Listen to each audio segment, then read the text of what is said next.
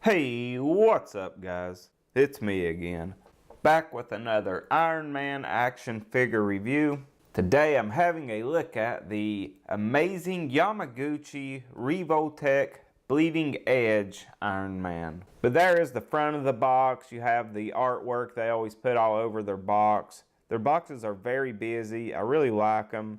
They always look really cool. And this one is really thick because they put about 7 billion accessories in there. This side has Iron Man, has some writing on there like a comic book page.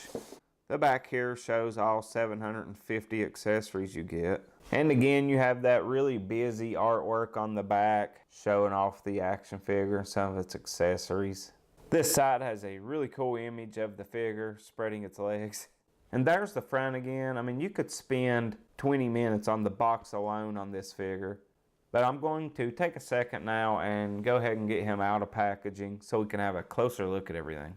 Alright, Iron Man is out of packaging, and to the top of his head, he stands about 6.5 inches tall. Alright, and for his accessories, you get this Revoltech base here. A lot of different plug options on the actual base. You get this arm on it, has that little clasp on it. They actually throw you in 10 extra small Revoltech joints. And so it didn't take me an hour just to go over accessories. I laid them all out. And here you have those gauntlet energy blades. You get 4 of these blocks that have the holes in it so you can plug the stuff in. And that is basically because they couldn't sculpt 400 holes on the actual figure. You get 4 of these pieces to plug in. And those also have a hole so you can put a rocket or whatever you want to in them. You get 2 of these blades. You can have those coming off of his back, out of his hands, whatever you want to do with them. You get 8 of these smaller panels, and each one of those also has a little hole in it you can peg something in. You get your interchangeable hands, but you get these karate chopping hands, which looks like he has super long fingers. Those fingers just look way too long to me. But then you get the open palm hands, and the karate chop and open palm have peg holes in the palm so you can plug something in. You get 6 of these blue blast effects, and I really like how those look. And you get 6 of these rockets. Okay, that's all for his accessories. Now we'll do some comparisons. Here he is with the Toys era Wolfman / Wolverine on the right. And on the left, we have a Marvel Legends figure. This is the Red Skull that I custom made to be the in-game Infinity War Red Skull. Now here he is compared to the Mezco 112 Collective, Vigilante Daredevil, and regular release Daredevil. Now here he is compared to a couple other Iron Man figures. On the left, there is the Revoltech Iron Man Mark I. And on the right is the Blue Steel Armor by Comicave. Now here he is with some SH Figuarts Spider-Man Homecoming action figures. You have that tech suit on the left and the Mark 47 on the right.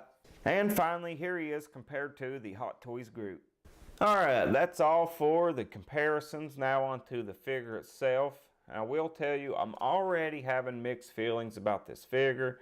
Even if it's Iron Man, and I'm a huge Iron Man fan, it reminds me why I got out of this amazing Yamaguchi line. It's just wonky. I mean, it's just unexplainable, some of the things they do. Yeah, with all the accessories and things, you're going to be able to get a lot of cool poses and stuff with this figure. It's probably going to look really good set up on a shelf. It's just weird.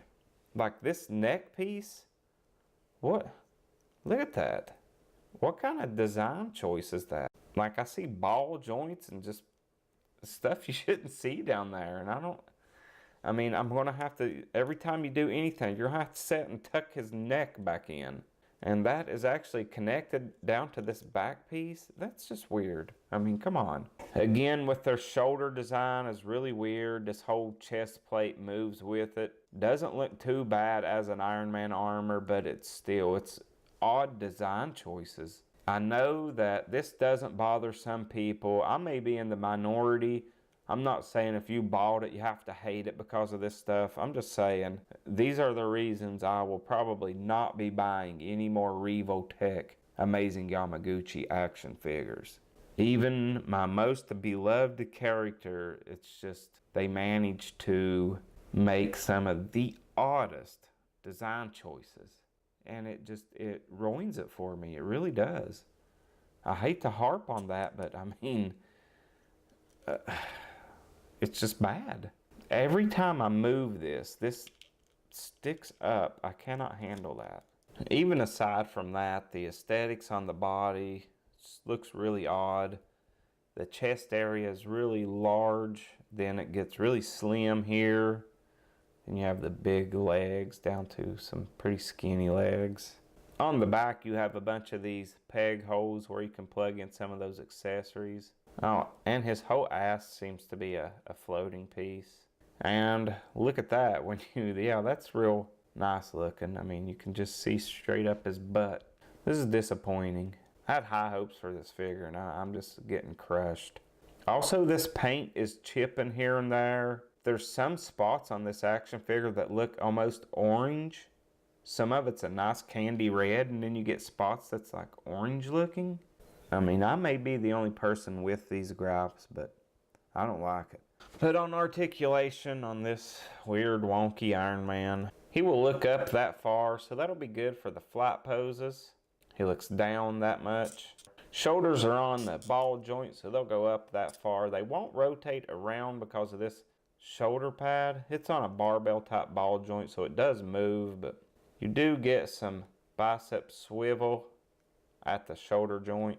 Single bend at the elbow, which will go over 90. Wrists are on one of those Revoltech joints, so they'll rotate and go in and out. And again, you have this movement here, whatever that is. Have good crunch forward, good crunch back, and he will rock really good and rotate at those as well. Now his legs, they want to kick forward and back at odd angles, but they will go forward and back. The knee has a really good bend. It's not even on a Revoltech joint. It's just got some kind of odd cut there. You have a Revoltech joint at the upper boot here, so you get some rocking movement there, side to side, and a rotation. Foot goes forward, goes back, has some good pivot, and you do get toe articulation. So that's all for the articulation on him. Now I'm going to try and throw as many of these accessories on him as I can, pose him up, and I will wrap this review up. Okay, so there he is. I have to say, I was plugging away and pushing these in and forcing things places, and I just said to myself, you know what? I hate this figure. I give up. This is it. That's all I'm doing. I love the fact that you have all this stuff. I just wish it was easier to plug and swap and get one thing in a place and try to put it in on the other side, and then I knock it off on the other side. It was getting very frustrating. And I think I'm just going to have to be done with the Revoltech line for good. But that is all I have for this unboxing and review. Again, if there's people out there that enjoy this figure, more power to you. I just don't. But I'll see you guys next time. Maybe with a more positive outlook on an action figure and life. Have a good one, guys. Bye for now. I hate it.